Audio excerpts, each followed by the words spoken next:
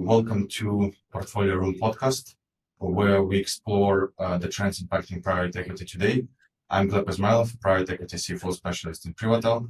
Excited to have you, Juergen Heilmann, as a guest, and where we're going to discuss today the topic of collaborating with CFOs of portfolio companies to address talent and workforce skills. Without further ado, I have Juergen Heilmann today, a private equity operating partner and former executive. For the last 5 years, he used to be a principal in the operating team of Investcorp Private Equity Europe and the board director of 5 of their portfolio companies. Juergen, please. Hi, Gleb. Thank you very much for having me, and I'm looking forward to this discussion. So, Juergen, as mentioned, our topic, we're going to speak about collaborating with CFOs and investors and discuss talent and obstacles. So my first question will be today that in addition to fundraising, many CFOs have not been CFOs in the time of high interest rates. What do you think are some of the key challenges CFO faces, and how the private equity house can be a partner? Yeah, I think in times of higher interest rates, there is the need to watch very closely how your cash flow is developing, as you have obviously higher financing costs. And at the same time, you need to see how fast you actually can deleverage in order to bring those finance costs down. And in this area, the funds and the operating partner and deal teams typically can support the CFOs, helping them with the models, helping them to set a tracking and regular reporting up and bring it up to speed.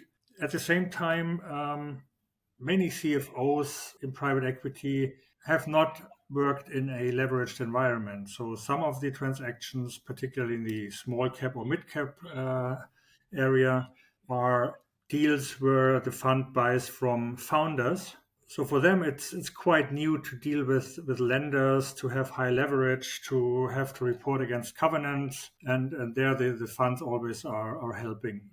Funds have a lot of experience working with banks and debt funds, managing them, setting up the reporting for them. So this is where we typically can support the CFOs very well. I agree with you, especially right that the latest very big crisis was in 2008, and it's been almost 15 years that since the latest crisis, so they're not used to that. And what do you think will be specific skill set, especially now, are critical for the portfolio CFOs to possess during these changing times? Essentially, I think this question will be very interesting for our audience. Yeah, well, private equity is highly demanding when it comes to their management teams. So the perfect private equity CFO is a CFO who has had experience in a private equity owned business as a CFO at least once or twice. We're looking for very well-rounded skill sets covering obviously all the aspects of finance, including legal and also systems implementation. Systems are crucial for finance. But even more importantly, the perfect private equity CFO is a business-minded wingman to the CEO. So someone who can actually use the data, generate insights, and create value to the commercial functions and other business functions as well, in order to drive the private equity value creation from a finance angle. I agree in that sense. Yet I think that now, as you mentioned earlier, that there are more and more well-rounded skills are needed. Friends with the CEO, especially as well.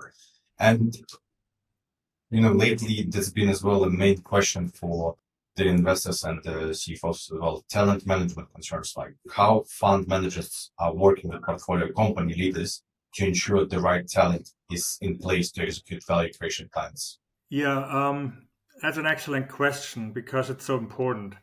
So for us as investors, the management team and the people at a portfolio company are actually crucial, because although many operating partners have run businesses, have worked in large businesses, in executive positions.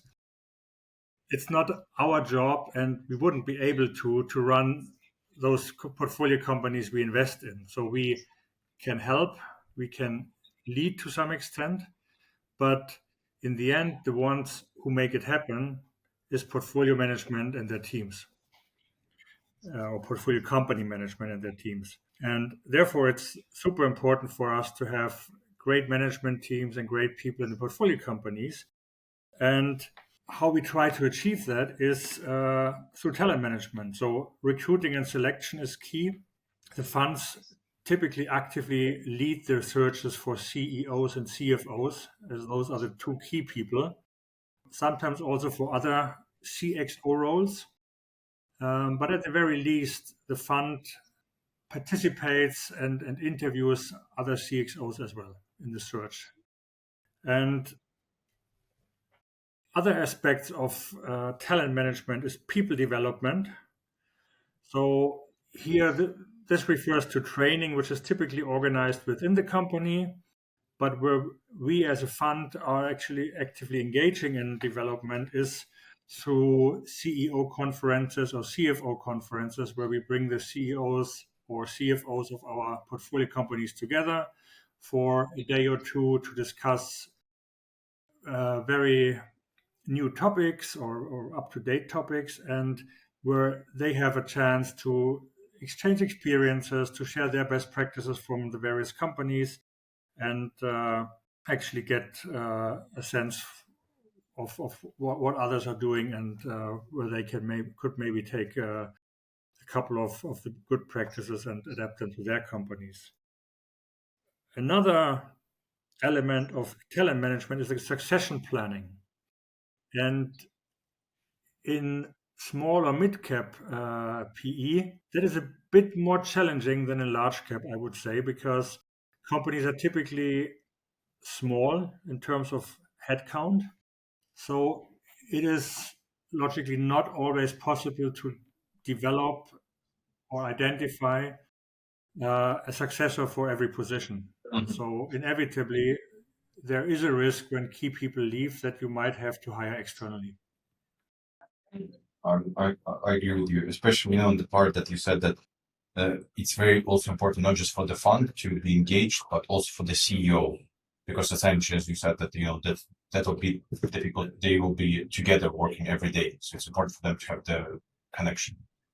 And we spoke about finding the talent management search, but also, do you agree with the point that finding the right partners to fulfilling the talent, it can float essentially investors' shoulders with the search?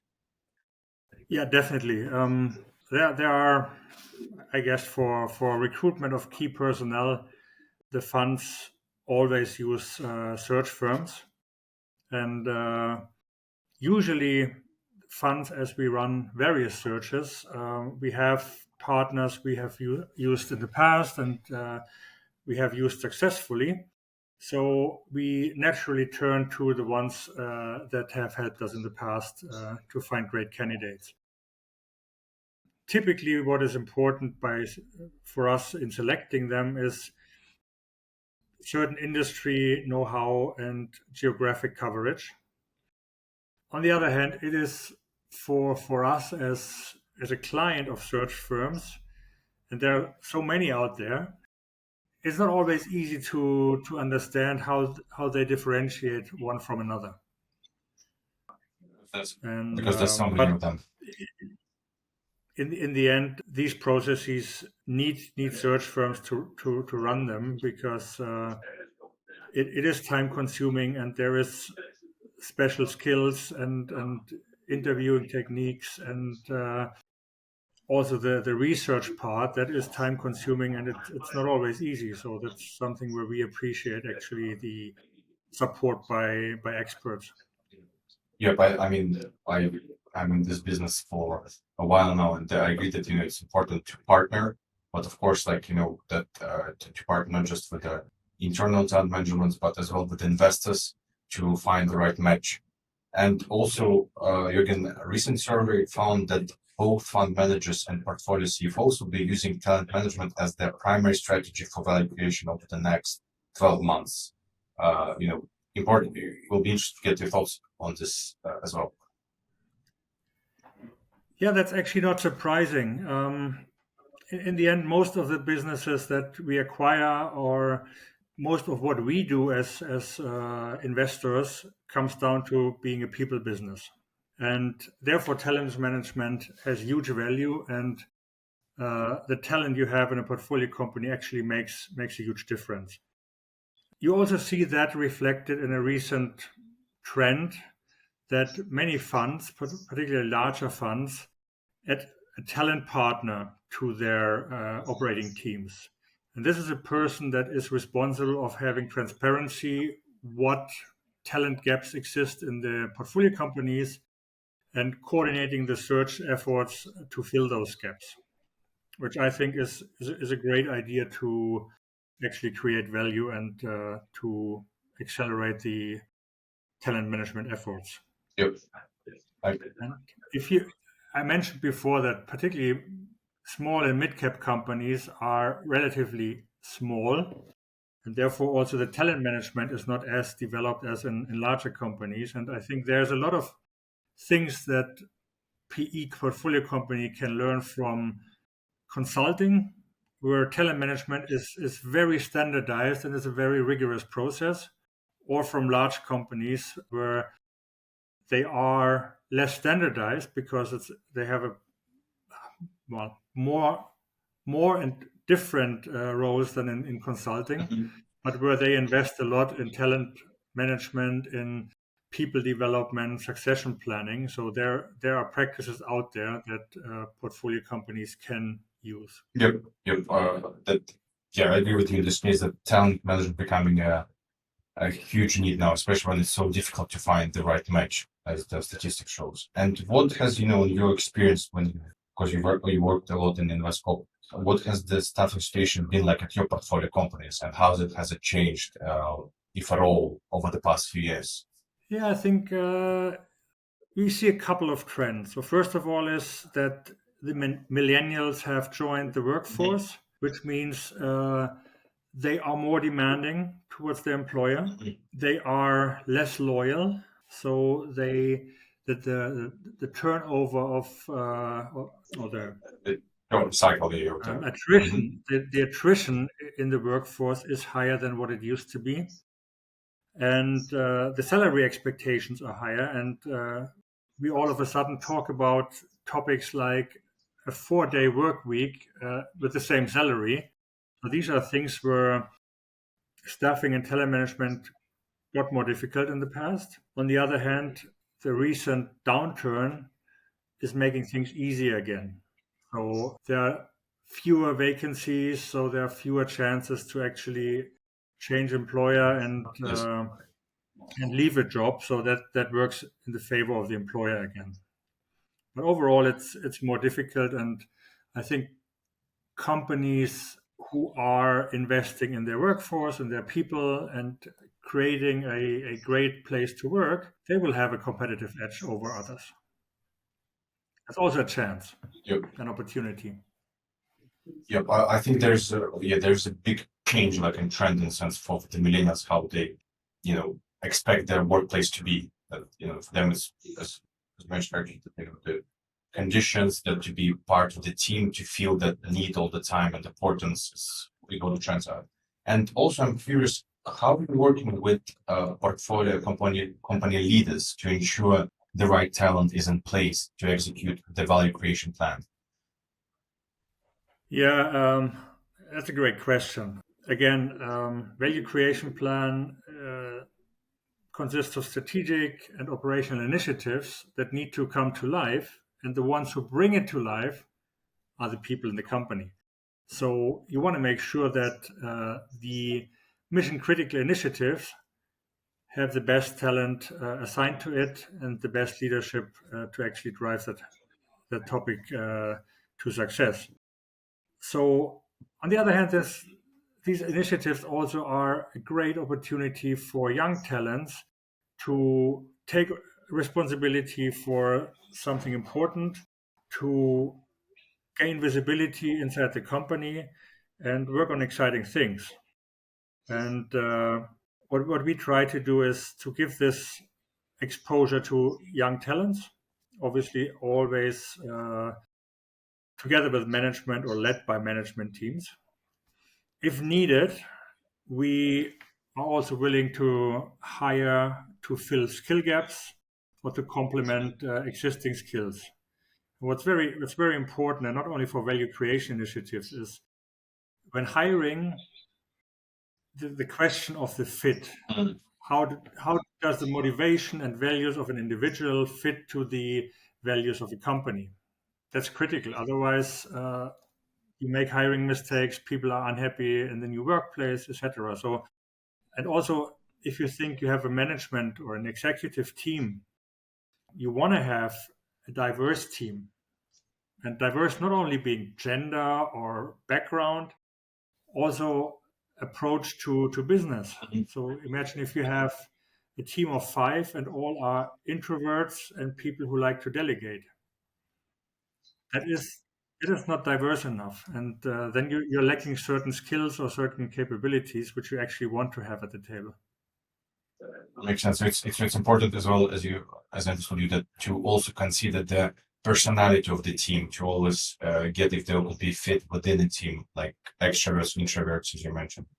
Okay, and what are your, a bit more on we talked a lot about the talent today. What are your predictions for private equity in the next year? Because there is recession, of course, we can see high inflation rates. What do you think will need to be done differently in the coming year to combat the current challenges? Well, that's a tough question. Prediction is very difficult. I think what is clear is that what is holding deal activity back at the moment are mainly two things. One, and that's probably the more difficult one, is uncertainty. Uncertainty in terms of inflation rates, uncertainty in terms of interest rates. So when funds value a business as buyer or seller, they do not know exactly what the variables are they should value on, and particularly in the interest rate area. So with that uncertainty, buyer and seller at the moment frequently come to very different valuation levels, and as they are so different, there are very few deals happening at the moment. So once there is more certainty, then at least the parameters of valuation are clear.